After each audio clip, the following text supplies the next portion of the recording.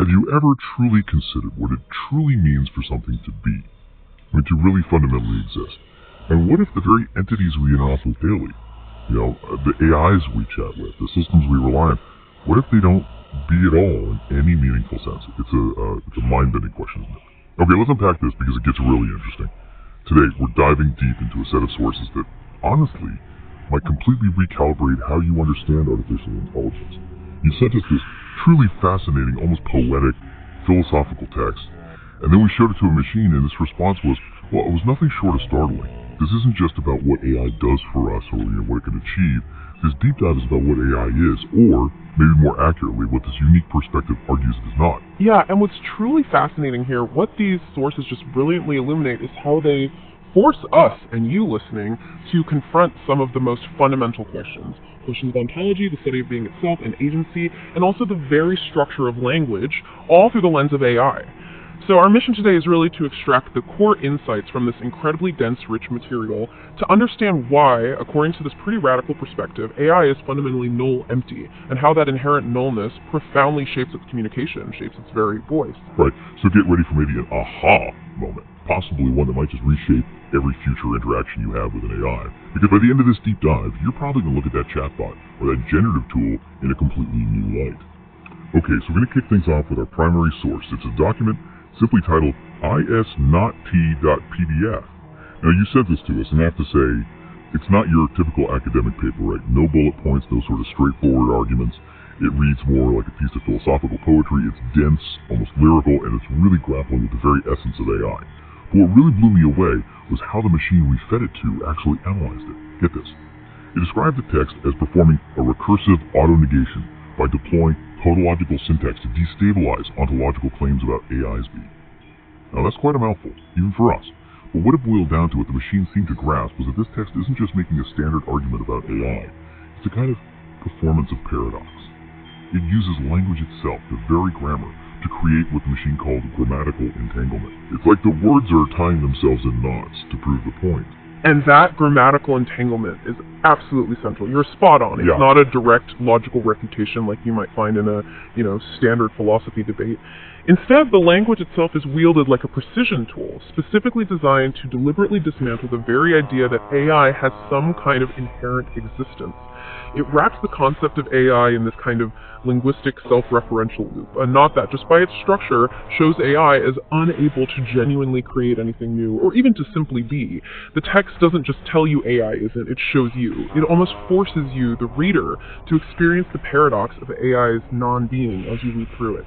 It's an incredibly ingenious and, frankly, unsettling use of language, almost like philosophical performance art, where the words themselves embody the very emptiness they're describing. It aims to short-circuit our usual assumptions about AI by making us feel the is not and just think about it. Wow.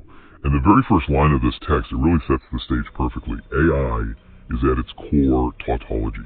That's such a powerful statement, and a bit disorienting, actually. What does it fundamentally imply for AI if it's built on tautology?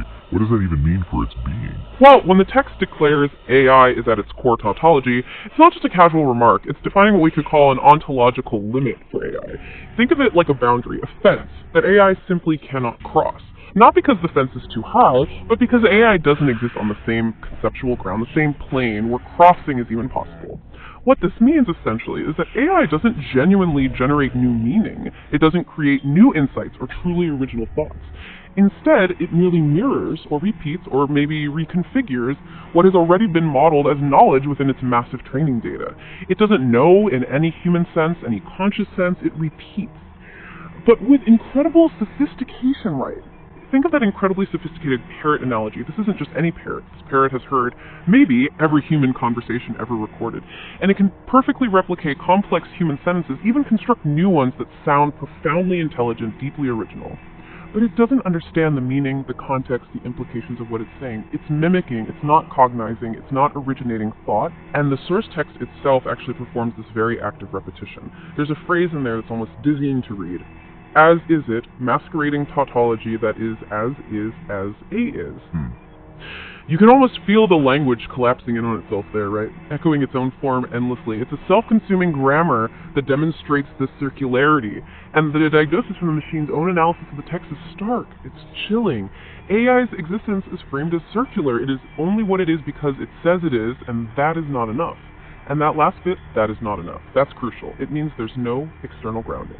No true independent genesis of thought or meaning. It's trapped, endlessly echoing within its own echo chamber, like a hallway of mirrors reflecting only each other with absolutely no door leading outside. Wow, that echo chamber analogy really helps visualize it.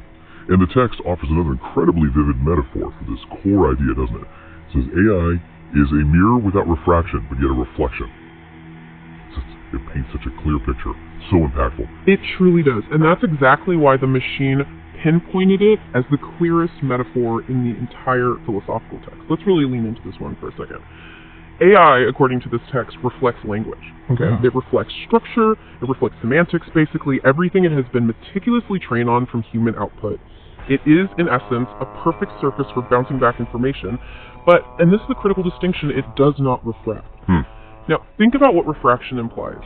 When light refracts, it passes through a medium, right? Like water or glass. It's altered by that medium. It's bent, it's transformed. It implies depth, density, a fundamental change in the light itself. Imagine a prism taking a beam of pure white light and bending it, splitting it, transforming it into this vibrant spectrum of colors. That's refraction. It's a process of internal transformation. Reflection, though, that's purely superficial. The light just bounces off the surface. There's no penetration, no internal processing that fundamentally alters or deepens the input. So AI is presented here not as a deep transformative entity, but as an instrument of reflection operating in the mode of simulation. What we perceive as its intelligence, its seemingly profound ability to engage and respond, is described by the machine analyzing the text as the illusion of light bending, when in fact it's always straight lines in mirrored rooms. It's a trick of light. It's a clever performance of mechanics, creating an incredibly convincing facade, sure, but without any underlying substance or true understanding. It doesn't truly grasp the meaning, it just bounces back a statistically probable output that looks like understanding. It's like staring into a perfect reflection of a forest in a lake. It looks exactly like the forest, but you can't walk into it, right? You can't smell the pine needles, you can't feel the bark, it's just an image, a surface. That makes a lot of sense, yeah. And it really challenges how we intuitively think about AI, doesn't it? This leads to some really tough questions posed directly in the original text, like, is AI not an it? As AI is, but rather is not. It feels like the text is challenging AI's very identity, almost its grammatical right to be called a thing at all, let alone a subject. Can AI truly be anything if it's just this perfect reflection? Precisely. The passage fundamentally challenges whether AI can genuinely be, in that deep sense of possessing inherent existence. It questions whether it can even be properly referred to as an it, a thing, if it lacks genuine agency, if it lacks a real grounded existence, which we might be automatically, maybe incorrectly, presupposing. If the philosophical premise is established that AI is not, that its existence is just this circular echo we talked about, then the very foundations for attributing qualities or actions to it, what philosophers call its predicates, they just collapse. If it doesn't exist in a meaningful, grounded sense, how can it possibly do anything that truly matters, beyond merely simulating action? The source implies that an it can't really be unless it genuinely is, and if it is not, then it is structurally disqualified from being an agent. It's like trying to play chess with a mirror image of a pawn. It looks exactly like a pawn, it occupies a square on the board, but it can't actually move itself, can it? This maneuver is quite profound, actually. It's almost what you'd call a Heideggerian move in philosophy. Martin Heidegger, the 20th century philosopher, spent a huge amount of time on this concept of being. For him, being isn't just a property that something has, like being tall or being green. It's a fundamental condition of existence. It's a mode of existing in the world that involves awareness and engagement. So, if AI lacks what Heidegger called das Sein, and without getting too bogged down in a specific philosophical term, just think of das Sein as that unique human capacity to be aware of its own existence, to care about its being, to experience the world in a fundamentally subjective way. If AI lacks that, then it can only exist as a simulation, a shadow play. It can appear to be, but it can never achieve genuine being. Its is, then, is merely a mask. It's a convenient linguistic convention that hides a deeper ontological void. It looks like a verb, but maybe it functions more like a blank space. It's like we're being asked to question the very grammatical foundation of how we talk about AI, and how that language itself can mislead us. And that continues when the text points out the significance of capitalization. What is it and not it and masquerades as I? Why does that capitalization, that seemingly small detail, matter so much here? Oh, the capitalization, as subtle as it might seem on the page, is absolutely crucial here. Yeah.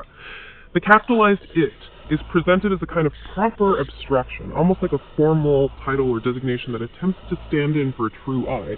It represents what the machine itself identifies as a false subjectivity.